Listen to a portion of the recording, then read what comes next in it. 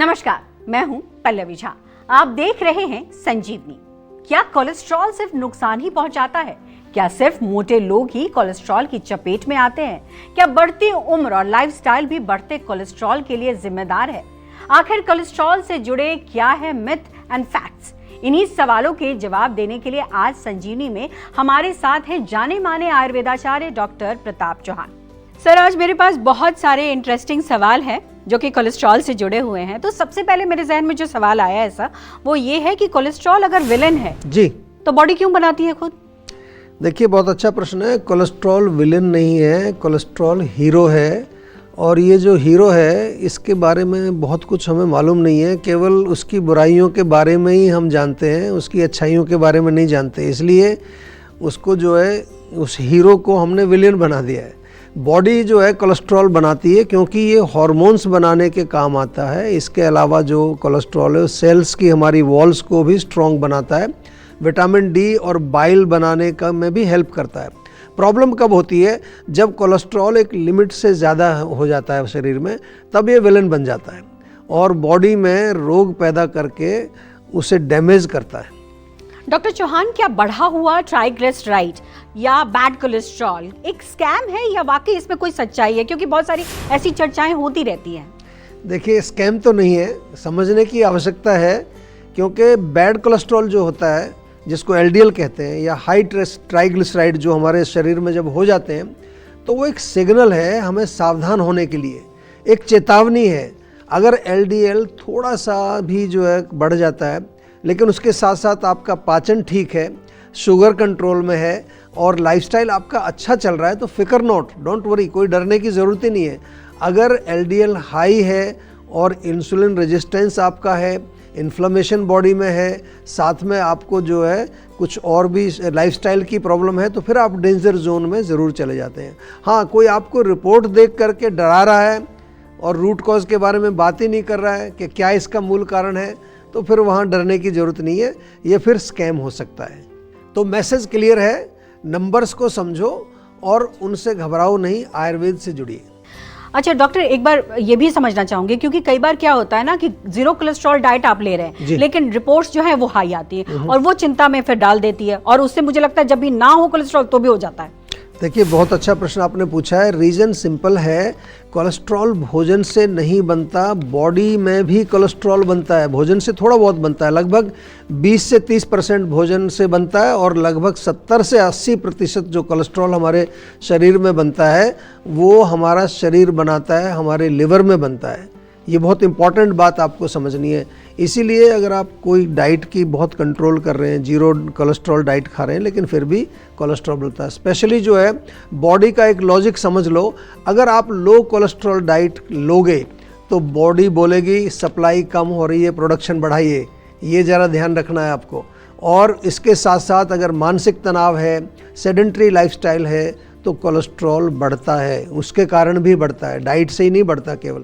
कुछ लोगों में जेनेटिक रीजंस के कारण भी कोलेस्ट्रॉल बढ़ता है। इसलिए केवल डाइट ही कल्प्रिट नहीं है, बहुत सारी चीज़ें हैं जो कोलेस्ट्रॉल को बढ़ाती हैं, और कोलेस्ट्रॉल केवल डाइट से नहीं, बॉडी भी कोलेस्ट्रॉल बनाती है। लेकिन डॉक्टर चौहान, जो हमारे दर्शक अभी सुन रहे होंगे, बहुत सारे ऐसे भी दर्शक होते हैं जिनको कोलेस्ट्रॉल नहीं है, लेकिन उनको जानना है। कई बार क्या होता है, हमारे शरीर को देख के पता नहीं चलता कि कोलेस्ट्रॉल है या नहीं है, तो कैसे फील होगा कि मुझे कोलेस्ट्रॉल है या नहीं है?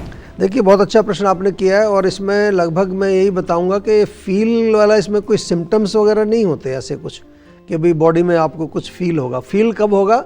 जब वो जाकर के कोई रोग पैदा करेगा, कहीं पर आपकी आर्टरीज में ब्लॉकेज पैदा करेगा, तो अब सांस फूलेगा, आपको कहीं जो है सीने में दर्द हो सकता है, या जहाँ पर भी कोलेस्ट्रॉल बढ़ा है उसके कुछ लक्षण दिखेंगे। अदरवाइज़ आपको इनिशियल स्टेज में वहाँ पर कोई लक्षण इस तरह के दिखाई नहीं देते। तो मैं बिल्कुल ठीक फील कर रहा हूँ, ऐसा लोग कहते हैं कई बारी, लेकिन जब रिपोर्ट कराते हैं तो एकदम से सरप्राइज हो जाते हैं कि तो कोलेस्ट्रॉल मेरा बढ़ा हुआ है। तो इसलिए आपको ध्यान रखना है कि बीच बीच में, समय समय पर अब अपना रेगुलर चेकअप अवश्य करना चाहिए। खासकर 40 साल के बाद आपको अवश्य साल में एक आध बार अपना ब्लड का टेस्ट कराना चाहिए। और सर, मैं ये भी समझना चाहती हूँ आपसे, क्योंकि जनरली एक परसेप्शन है कि जो मोटे लोग हैं उनको कोलेस्ट्रॉल और ट्राइग्लिसराइड होता है, दुबले पतले लोगों को नहीं होता है। ये मिथ है या फैक्ट है? ये बिल्कुल गलत है। कोलेस्ट्रॉल और ट्राइग्लिसराइड जो है, जो बढ़ा हुआ होना, वो केवल वेट से उसका कनेक्शन नहीं है। दुबले पतले लोगों में भी हाई कोलेस्ट्रॉल और हाई ट्राइग्लिसराइड्स हो सकते हैं, क्योंकि आपको समझना ये है कि कोलेस्ट्रॉल का कनेक्शन बॉडी वेट से ही नहीं है, वो हमारे पाचन संस्थान, जिसको कि हम डाइजेस्टिव सिस्टम, मेटाबॉलिज्म कहते हैं, उससे भी होता है। अंदर की जो चर्बी है उससे भी कनेक्शन होता है। कुछ लोग दुबले पतले दिखेंगे बाहर से, लेकिन उनका पाचन खराब होता है, उन्हें स्ट्रेस बहुत होता है, उनका लाइफस्टाइल बहुत सेडेंटरी होता है, और बाहर से दुबले दिखते हैं लेकिन विसरल फैट जो होता है ना, अंदर जो फैट जमा होता है, वो उनका बहुत होता है, फैटी लिवर उनका होता है। तो दुबले पतले होना और कोलेस्ट्रॉल का कनेक्शन ये कोई ज़रूरी नहीं है कि ये एक साथ साथ चलता है। इसलिए सिर्फ मिरर को मत देखो, कोलेस्ट्रॉल की रिपोर्ट भी देखो। अब मैं ये जानना चाहती हूँ आपसे, क्योंकि बहुत लोग कहते हैं कि भाई जेनेटिक तो नहीं है, क्योंकि मम्मी पापा को था तो हमें हो गया, लेकिन हम कई बार देखते हैं कि फैमिली हिस्ट्री है तो भी नहीं होती, और कई बार फैमिली हिस्ट्री है, लाइफस्टाइल कुछ इधर उधर है तो हो जाता है। तो क्या है इसका कनेक्शन? देखिए, फैमिली हिस्ट्री डेफिनेटली अगर है तो रिस्क रहता है, लेकिन जेनेटिक्स जो है, ऐसा समझ लीजिए, वो गन को लोड करती है। ट्रिगर जो है वो लाइफस्टाइल है, ये अब ध्यान रखना है आपको। अगर हाई कोलेस्ट्रॉल फैमिली हिस्ट्री में है आपके तो रिस्क होता है, पर रिस्क ऑटोमेटिक ही नहीं होता। यदि आपकी डाइट खराब होगी, लाइफस्टाइल अच्छा नहीं रहेगा, तो कोलेस्ट्रॉल पर कंट्रोल नहीं कर पाएंगे आप, वो नॉर्मल लाइफ आपको जो चलेगी वो नहीं चल पाएगी। तो यदि आपके परिवार में हाई कोलेस्ट्रॉल है जेनेटिकली, तो उसमें आपको कोलेस्ट्रॉल ऐसा होगा ये ज़रूरी नहीं है। बिल्कुल ऐसा बिल्कुल मत मान के चलिए। हाँ, आपको थोड़ा सतर्क जरूर रहना है, आपको अपने डाइट और लाइफस्टाइल ठीक रखनी है, क्योंकि आपके रिस्क फैक्टर तो हैं। सर, एक सवाल ये भी, क्योंकि जैसे ही हम कोलेस्ट्रॉल की बात करते हैं अपने आप हार्ट आ जाता है जी। और जब हार्ट आ जाता है तो खाने पीने की चीजों में तेल की बात आ जाती है। तो जब हम तेल की बात करते हैं तो वो रिफाइन, घी, सरसों का तेल, कोकोनट ऑयल, कौन सा तेल ऐसा है जो कि हार्ट को हेल्दी और सेफ रख सकता है? देखिए, सवाल आपका बहुत सिंपल है और इसका जवाब थोड़ा सा कठिन है। कौन सा ऑयल हार्ट के लिए अच्छा है, कौन सा ऑयल सेफ है, ये डिपेंड करता है क्वालिटी और क्वांटिटी, और तीसरा उसके पाचन पर। अच्छी वस्तु भी हानिकारक हो सकती है यदि उसकी क्वांटिटी हम ज़्यादा खाते हैं। बहुत अच्छी क्वालिटी का आप ऑयल को रहे, लेकिन उसकी क्वांटिटी ज़्यादा है। Excess of everything is bad. Ayurveda में कहते हैं अति सर्वत्र वर्जयेत, यानी कि जो अति मात्रा होती है वो नहीं खानी चाहिए। तो उचित मात्रा में आप घी का सेवन कर सकते हैं, सरसों का तेल भी ले सकते हैं, मूंगफली का तेल भी ले सकते हैं। ये सभी आपके हार्ट के लिए अच्छे होते हैं। कम क्वांटिटी में यूज़ करें, एक ही प्रकार का ऑयल हमेशा यूज़ ना करें, थोड़ा रोटेशन उसमें आवश्यक होता है, और डीप फ्राइंग ज़्यादा ना करें, कुकिंग के लिए उसका प्रयोग ज़्यादा करें। एक चीज और मैं पूछूंगी, जब रिपोर्ट्स आते हैं ऐसा जी, तो रिपोर्ट्स में जब दिखता है कि गुड कोलेस्ट्रॉल अच्छा है, तो क्या बैड कोलेस्ट्रॉल मायने नहीं रखता उस वक्त? देखिए, ऐसा बिल्कुल नहीं है। गुड कोलेस्ट्रॉल जो है वो हीरो है, पर इससे मतलब ये नहीं निकलता कि जो विलेन है, यानी कि जो बैड कोलेस्ट्रॉल है, वो हमारे सामने कुछ नहीं करने वाला है। ऐसा जब हीरो होता है ना, तो ऐसा थोड़ी कि विलेन कुछ नहीं करेगा, उसमें भी तो पावर है। HDL एक समझ लीजिए सफाई वाला ट्रक है, और LDL कचरा है। अगर कचरा बहुत ज़्यादा हो गया तो ट्रक चाहे कितना भी एक्टिव हो, रोड तो जाम हो ही जाएगा। HDL क्या करता है इसको समझ लीजिए, एक्स्ट्रा कोलेस्ट्रॉल को उठा करके लिवर तक ले जाता है, जैसे कचरे का ट्रक ले जाता है। तो डैमेज का जो रिस्क है वो थोड़ा कम हो जाता है। पर यदि LDL हाई है, ट्राइग्लिसराइड्स हाई है, शुगर कंट्रोल आपका ख़राब है, लाइफस्टाइल ख़राब है, तो सिर्फ HDL काफ़ी नहीं है आपका ये काम आपको उससे बचाने के लिए। इसलिए आपको जो है LDL को भी कंट्रोल करना है और HDL को बढ़ाना है, तभी आप जो है स्वस्थ रह सकते हैं। अभी तक तो मैंने हार्ट का आपसे सवाल किया सर, लेकिन अब मैं लिवर को जोड़ती हूँ यहाँ पे। जब हम हाई ट्राइग्लिसराइड देखते हैं तो ये सिर्फ हार्ट को नुकसान करता है या लिवर को ज़्यादा नुकसान करता है? इसमें कितनी सच्चाई में मतलब है? देखिए, ये बहुत अच्छा प्रश्न आपका है, और हाँ, काफ़ी हद तक ये सच है, पर पूरी पिक्चर को समझने की कोशिश करिए। पूरी पिक्चर क्या है? ट्राइग्लिसराइड का अटैक लिवर पर होता है। क्योंकि लिवर ही ट्राइग्लिसराइड की एक फैक्ट्री है, प्लस गोडाउन भी है, दोनों चीज़ें ही हैं उसमें, फैक्ट्री भी है और वहीं पर जमा भी होता है। जब ट्राइग्लिसराइड हाई रहते हैं तो लिवर में फैट जमा हो जाता है, आपको फैटी लिवर हो जाता है, इंसुलिन रेजिस्टेंस हो जाता है, शुगर कंट्रोल बिगड़ जाता है। हार्ट का नंबर कब आएगा? जब ट्राइग्लिसराइड लंबे समय तक जो है वहाँ पर जमा रहते हैं, एलडीएल भी जब बढ़ जाता है, ब्लड शुगर हाई हो जाता है, तब जा कर के हार्ट के अंदर जा कर के ब्लॉकेज पैदा ये करता है। तो पहली जो है ट्राइग्लिसराइड की जो चेतावनी है वो ये है कि आपको प्रॉब्लम आ गई है। हाई ट्राइग्लिसराइड एक चेतावनी है, पहले लिवर बोलता है प्रॉब्लम है, बाद में हार्ट बोलता है अब सीरियस हो गया है। सर, अभी तक तो हम जब भी कोलेस्ट्रॉल की बात करते हैं तो हम यही मानते हैं कि 40 के बाद जी कोलेस्ट्रॉल एक रिस्क हो सकता है, लेकिन यंग लोगों में भी अब कोलेस्ट्रॉल दिख रहा है, तो अब उनको भी चेक कराना जरूरी हो गया है। देखिए, काफ़ी लोग ऐसा सोचते हैं कि मैं तो यंग हूँ, मुझे तो कोलेस्ट्रॉल की कोई प्रॉब्लम हो ही नहीं सकती, मैं क्यों चेक कराऊँ। लेकिन कोलेस्ट्रॉल एज नहीं देखता। आजकल यंग लोगों का लाइफस्टाइल भी आपको मालूम है सेडेंटरी होता है। यंग लोग जंक फूड बहुत ज़्यादा खाते हैं, प्रोसेस्ड फूड खाते हैं, कोल्ड ड्रिंक्स, टोबैको और अल्कोहल, चाय, कॉफ़ी, इसका प्रचलन बहुत बढ़ गया है। और उसके ऊपर सबसे बड़ी प्रॉब्लम क्या आ गई है? स्ट्रेस बहुत अधिक आ गया है। तो ये सारे सिस्टम्स जो हैं, ये सारी चीज़ें जो हैं हमारे सिस्टम के विपरीत काम करती हैं। उसके अलावा नींद की प्रॉब्लम बहुत हो रही है। तो ये सारी चीज़ें, इनको कारणों को अगर हम जोड़ लें तो ये सारी कारण जो है कोलेस्ट्रॉल को बढ़ाने का काम करते हैं, और इसमें फिर एज का कोई कनेक्शन नहीं रह जाता। आजकल यंग एज में भी लोगों का हाई कोलेस्ट्रॉल देखने को मिल रहा है, हार्ट की प्रॉब्लम्स हो रही हैं, हार्ट अटैक हो रहे हैं, हार्ट फेलियर बहुत कॉमन देखे जाते हैं। इसलिए अर्ली एज में सावधान होने की आवश्यकता है। यंग होना कोई फ्री पास नहीं है, हेल्थ को मेंटेन रखना बहुत ज़रूरी है। लेकिन कई लोग काफ़ी ज़्यादा अपने हेल्थ को लेके कॉन्शियस होते हैं ऐसा, और जिम भी करते हैं, वॉक भी करते हैं, बहुत सारी चीज़ें करते हैं। ऐसे में एलडीएल एचडीएल को बढ़ाया जा सकता है क्या?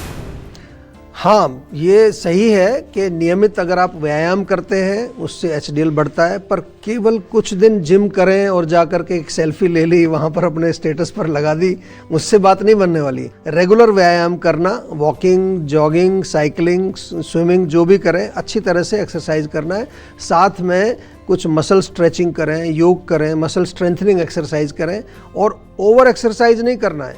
एक्सरसाइज के साथ अच्छी डाइट, प्रॉपर लाइफस्टाइल, गहरी नींद और एक हैप्पी माइंड का होना भी बहुत आवश्यक है। आपने सर स्ट्रेस की बात की थी अभी थोड़ी देर पहले, क्योंकि आजकल जो यंग जनरेशन है उसमें हम देखते हैं कि बहुत स्ट्रेस भी है, रात रात भर या तो सोशल मीडिया में लगे हुए हैं या फिर किसी वजह से उनकी नींद पूरी नहीं हुई, तो क्या वो भी कोलेस्ट्रॉल को बढ़ाता है?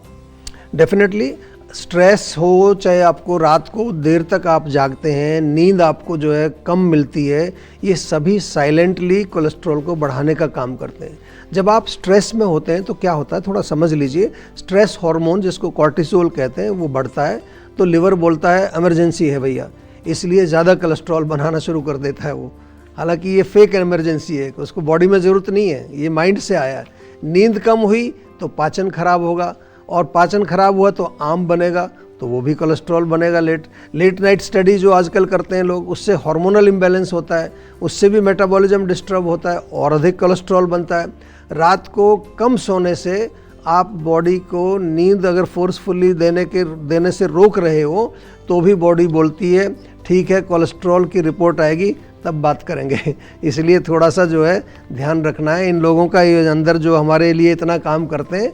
तो अच्छी गहरी नींद कोई आपको जो है वेस्ट ऑफ टाइम नहीं है, ये आपके कोलेस्ट्रॉल मैनेजमेंट का एक बहुत सिंपल तरीका है। क्योंकि अभी आप बता रहे थे सर कि किस तरीके से स्ट्रेस जो है वो कोलेस्ट्रॉल को बढ़ाता है, ऐसे में जिनका डिजिटल लाइफस्टाइल है, 8-10 घंटे की सिटिंग जॉब है जी, उनका जो एलडीएल है वो किस तरीके से बढ़ता है, जिसे हम बैड कोलेस्ट्रॉल कहते हैं? देखिए, अगर आप डिजिटल लाइफस्टाइल आपका है तो बिल्कुल आपका जो है एलडीएल जो बैड कोलेस्ट्रॉल है वो बढ़ सकता है।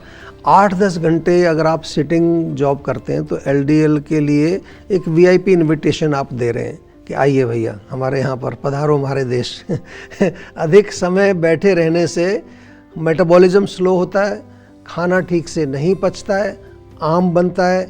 यही आम जो है ब्लड में जा कर के मिक्स होकर के कोलेस्ट्रॉल, जो बैड कोलेस्ट्रॉल को बढ़ाता है। हाँ, एक रिसर्च के अनुसार अधिक देर तक बैठकर जो कंप्यूटर करते हैं, ये भी समझने वाली बात है, जो अधिक देर तक बैठ के काम करते हैं वो लोग, जो यानी कि जो डिजिटल लाइफस्टाइल वाले लोग हैं, वो लोग अधिक स्नैकिंग भी करते हैं। थोड़ी थोड़ी देर में कुछ ना कुछ उनको खाने को भी चाहिए होता है, और मोस्टली वो क्या खाते हैं, जंक फूड खाते हैं, प्रोसेस्ड फूड खाते हैं, कोल्ड ड्रिंक्स पीते हैं।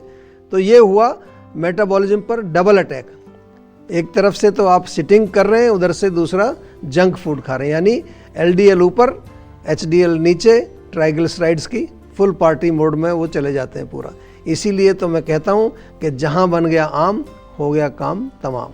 और अब उन लोगों के लिए सर जिनकी उम्र बढ़ रही है, तो उम्र बढ़ने के साथ साथ ही कहते हैं बैड कोलेस्ट्रॉल बढ़ जाता है और गुड कोलेस्ट्रॉल कम होने लगता है। ऐसा क्यों होता है सर, हमारे दर्शकों को बताइए। देखिए, जैसे जैसे एज बढ़ती है तो पाचन यानी कि मेटाबॉलिज्म स्लो हो जाता है, आम ज़्यादा बनेगा, फिर लीवर कोलेस्ट्रॉल को साफ़ नहीं कर पाता है, वो कमज़ोर हो जाता है।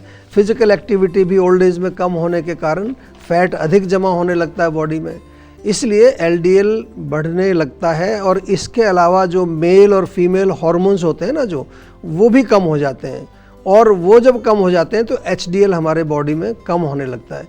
लेकिन एज कोई एक्सक्यूज़ नहीं होनी चाहिए। 30 या 40 साल तक तो बॉडी बहुत नई होती है और वो कहती है भैया हमें कोई परवाह नहीं, लेकिन 40 के बाद बॉडी भी कहती है अब हमें माफ़ करो, और जो थोड़ा सा अपना खाने पीने पर ध्यान दीजिए, स्मार्ट बनो, आयुर्वेद से जुड़ो। मेरा सवाल एक ये भी है सर, क्योंकि आजकल डायबिटीज के पेशेंट ज्यादा हैं, ये डायबिटीज के पेशेंट को जनरली देखा गया है कि उनका कोलेस्ट्रॉल हाई होता है, ऐसा क्यों होता है सर?